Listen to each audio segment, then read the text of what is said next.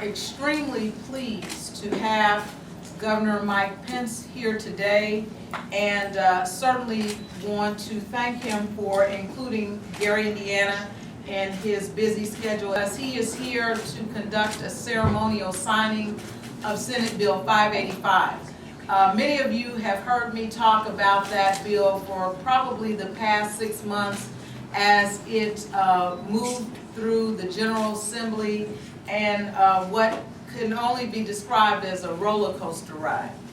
But at the end of the day, it represents a great opportunity for economic development in Gary and all of Northwest Indiana. And whether your focus is the Port of Indiana, whether your focus is the teaching hospital and trauma center, or whether your focus is as simple as the GSD levy change, it represents tremendous opportunity for the citizens of Gary. This legislation, which passed with unanimous support in the House and the Senate, was signed into law last month, and I was pleased to sign it.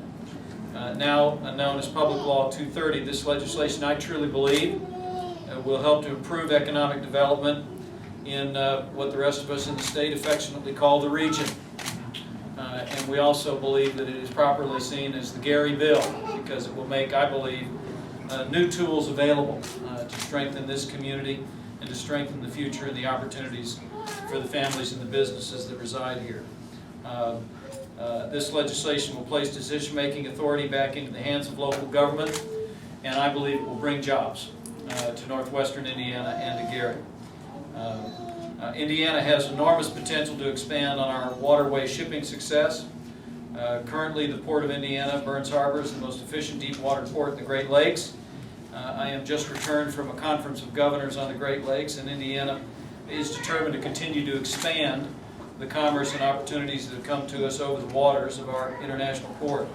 This legislation requires that a legislative committee actually study the feasibility and economic impact of adding a second port to serve Lake Michigan. And let me say before the citizens, we look forward to that study, and we look forward to supporting efforts that will increase commerce in this region, increase investment, and increase jobs. Hoosiers in their own communities know what's best.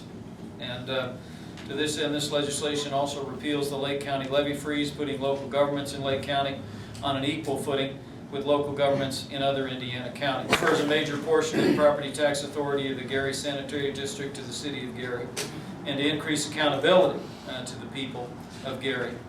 This law also establishes professional experience, qualifications, and standards for membership on the board of the Gary Airport Authority.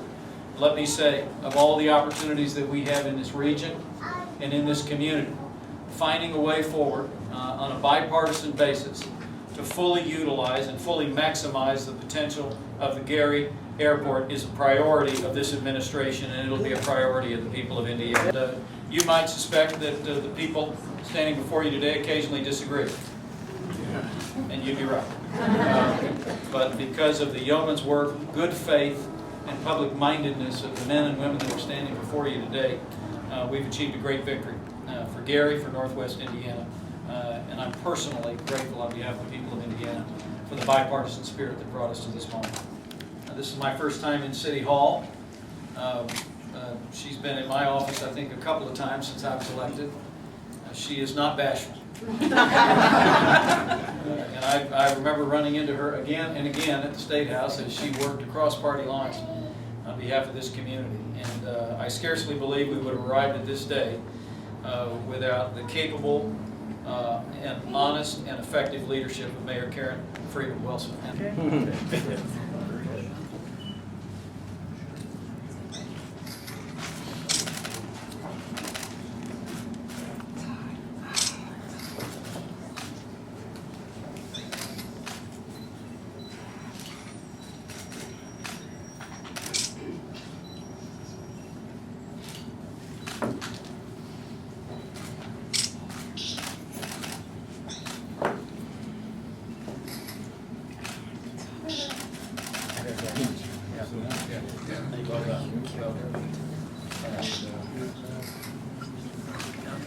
Solid. Great job.